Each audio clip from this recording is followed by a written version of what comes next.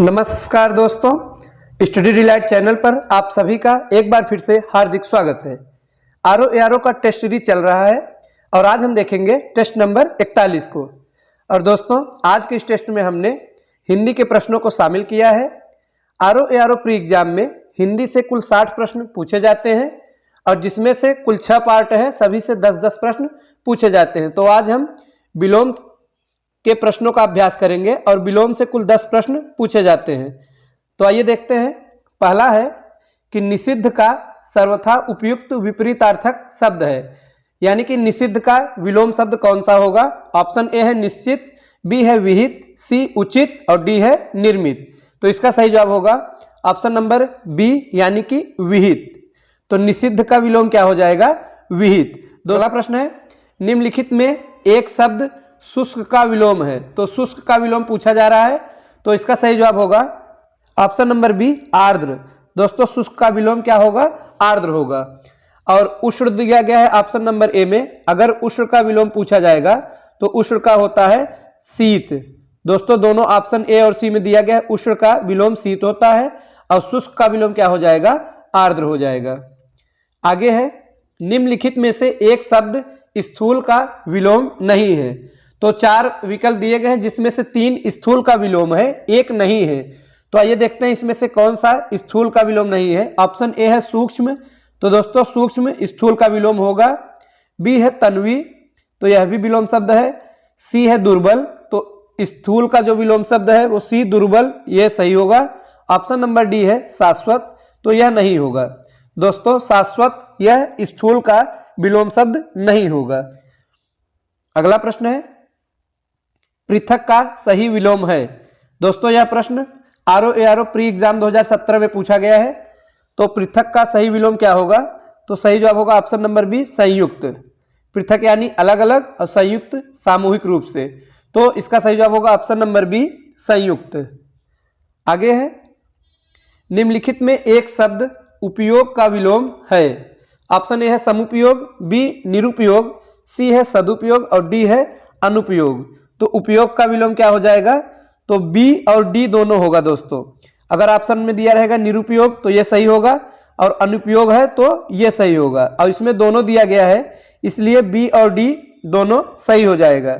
उपयोग का निरुपयोग और अनुपयोग दोनों विलोम होता है। अगला प्रश्न है, निम्नलिखित में विलोम की दृष्टि से शुद्ध युग्म है। तो आइए देखते हैं इसमें से सही विलोम कौन सा है। ऑप्शन नंबर ए है अल्पज्ञ, और अल्पज्ञ का विलोम दिया गया है बहुज्ञ। दोस्तों, यह सही है। अल्पज्ञ यानी जो कम जानने वाला है और बहुज्ञ यानी बहुत जानकारी रखने वाला, बहुज्ञ। तो ऑप्शन नंबर ए यह सही हो जाएगा। बाकी दूसरा दिया गया है संयुक्त और इसके सामने दिया गया इसका विलोम संधियुक्त। तो दोस्तों, यह गलत है। संधियुक्त का विलोम होता है संधिहीन। और सी है समस्त, इसके सामने दिया गया अभ्यस्त, यह भी गलत हो जाएगा। अभ्यस्त या अनभ्यस्त का विलोम होता है। और डी है अज्ञ और इसके आगे दिया गया अनभिज्ञ, तो यह भी गलत है। अज्ञ का अभिज्ञ हो जाएगा। दोस्तों, तो इसमें से कौन सा शुद्ध युग्म है, तो ऑप्शन नंबर ए, यानी कि अल्पज्ञ का सही विलोम होता है बहुज्ञ। अगला प्रश्न है, प्राची शब्द का विपरीतार्थक है। तो प्राची का विलोम क्या हो जाएगा, तो प्रतीची होता है। सही जवाब होगा ऑप्शन नंबर बी, प्रतीची। प्राची का प्रतीची। अगला प्रश्न है, निम्नलिखित में विलोम शब्दों का सही युग्म है। तो आइए देखते हैं। पहला है ईप्सित, ईप्सित का दिया है अभीप्सित। दोस्तों, यह गलत है। ईप्सित का अनीप्सित होता है, अभीप्सित नहीं होता। बी है अमित, अमित का दिया है समित, यह भी गलत है। अमित का विलोम होता है परिमित। दोस्तों, अमित का क्या होगा, परिमित।